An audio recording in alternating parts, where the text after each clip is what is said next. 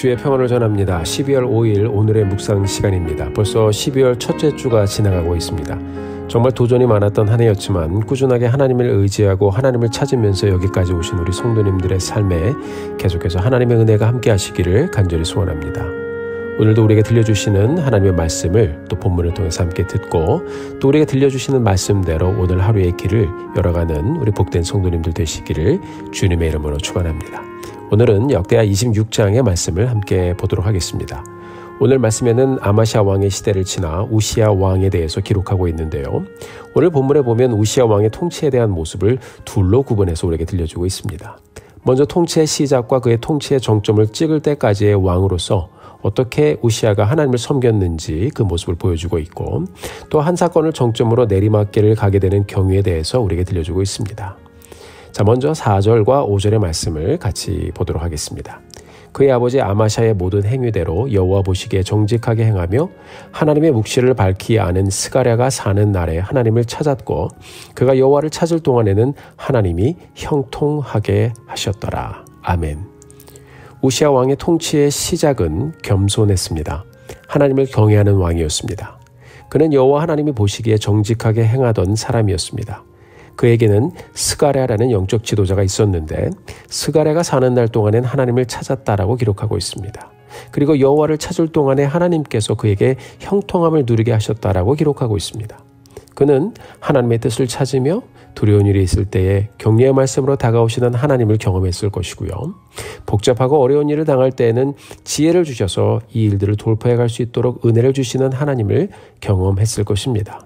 그렇게 우시아가 하나님을 찾았을 때 하나님께서는 그에게 형통한 날을 열어주셨습니다. 성경은 분명히 얘기해주고 있습니다. 하나님이 형통하게 하셨더라. 우리의 삶도 누가 붙잡고 있습니까? 누가 형통하게 해주시고 있습니까? 바로 하나님이 그렇게 해주시는 것을 우리가 또 말씀을 통해 발견하고 기억하게 되기를 바랍니다. 자, 그렇게 우시아가 하나님을 찾았을 때 하나님께서는 그에게 형통한 날을 열어주셨습니다. 7절을 보면 하나님이 그를 도우사 블레셋 진영의 아라비아 사람들을 치게 하셨다라고 기록합니다. 하나님이 그를 도우사, 여기도 나와 있죠. 하나님이 하셨습니다. 그가 하나님을 의지하고 경외했을 때 그는 그를 도우시는 하나님의 손길을 경험했습니다. 8절부터 15절까지의 말씀을 보면 하나님이 도우셔서 우시아 왕이 어떻게 강성해졌는지를 우리에게 들려주고 있습니다. 암몬 사람들이 우시아에게 조공을 바치게 됩니다. 우시아가 매우 강성해져서 그 이름이 애굽에 이집트의 변방까지 퍼지게 되었습니다.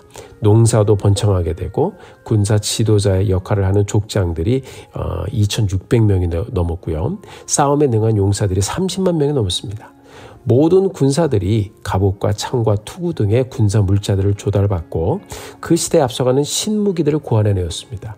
이런 군사적으로도 이렇게 많은 물자가 생겼다는 것은 그만큼 경제력이 굉장히 높아졌다는 것입니다. 그리하여 그의 이름이 근방의 국가들에 퍼지게 됩니다. 하는 것마다 손대는 것마다 하나님의 형통함이 이렇게 임했습니다. 15절의 말씀을 보면 이 모든 상황을 이렇게 정리해주고 있어요.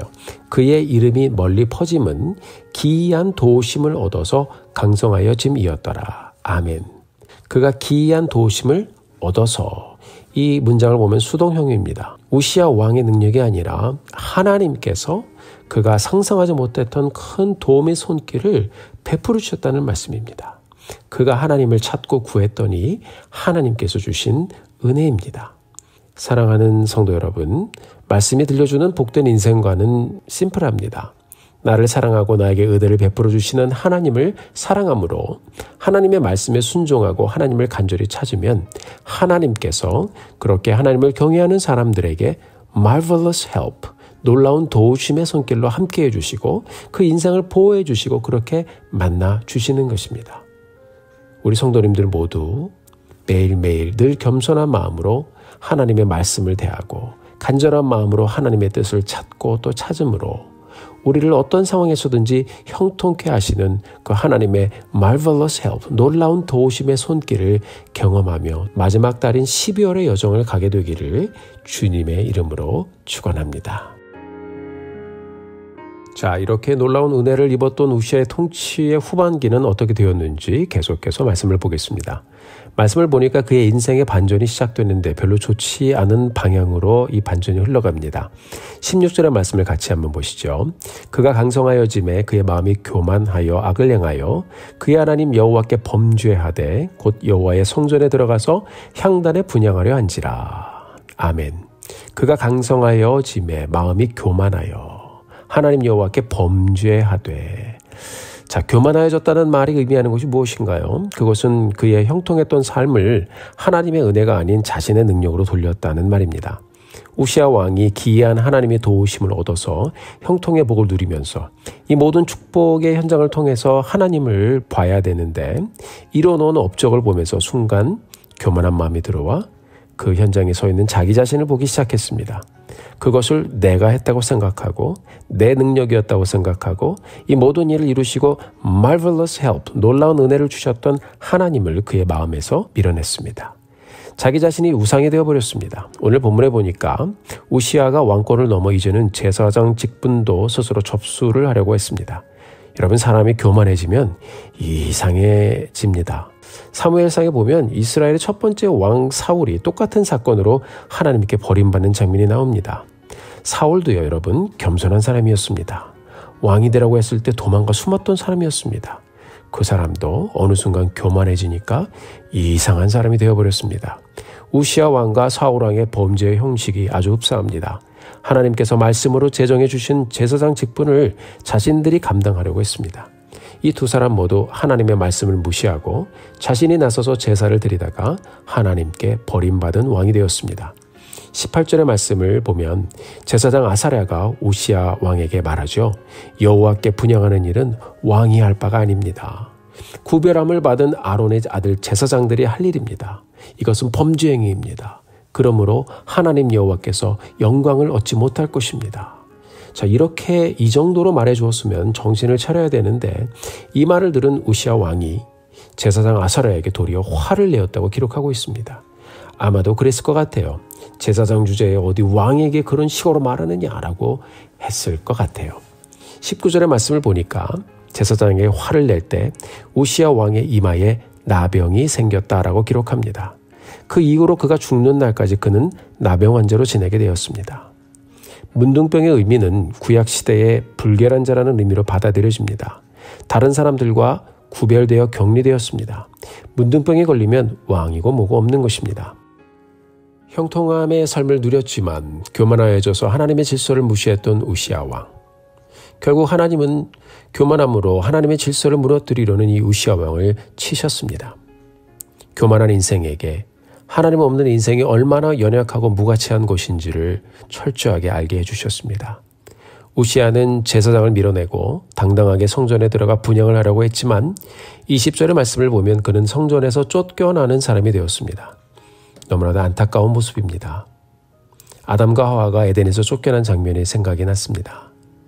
하나님의 marvelous help, 놀라운 도우심으로 가나안을 정복했던 이스라엘, 풍요성에서 교만하여지고 우상을 섬기다가 결국 가나안에서 쫓겨났죠. 사랑하는 성도 여러분, 오늘 말씀을 묵상해 보면서 우리의 삶 같이 한번 돌아보게 되기를 바랍니다. 나는 오늘도 변함없이 하나님을 찾고 있는지, 나는 오늘도 변함없이 하나님의 은혜를 구하고 있는지, 하나님을 향한 내 마음은 변하지 않았는지, 주님의 교회와 나의 영적 지도자들을 향한 내 마음이 변하지 않았는지, 아내와 남편을 향한 내 마음이 변하지 않았는지, 스스로의 마음을 함께 점검해 보면서 하나님 앞에 나아가는 오늘 아침의 여정이 되기를 간절히 소원합니다.